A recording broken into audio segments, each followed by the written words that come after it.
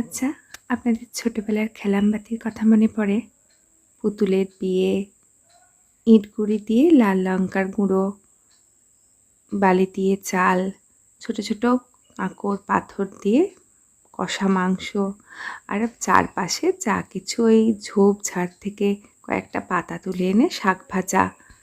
পুতুলের বিয়ের দিন মহা সমারোহে রান্না করা হতো। আবার বাড়ির বড়দেরকে নেমন্তন্নও করা হতো সেদিন। আর মিছিমিছি সেই সব খাবার খেয়ে বড়দেরকে দারুণ হয়েছে এসব বলতেও হতো। আচ্ছা, আমরা কি সত্যি বড় হই, নাকি ভেতরের ছেলে মানুষটা যাতে রূঢ় বাস্তব সমাজের কাছে খুব বেশি কষ্ট না পায় সেজন্য বড় হওয়ার অভিনয় করি? কি জানে কোনটা সত্যি। এখনও রাস্তার পাশে লজ্জাবতী লতা দেখলে একবার হাত ছুঁয়ে চুপ করে দাঁড়িয়ে দেখি।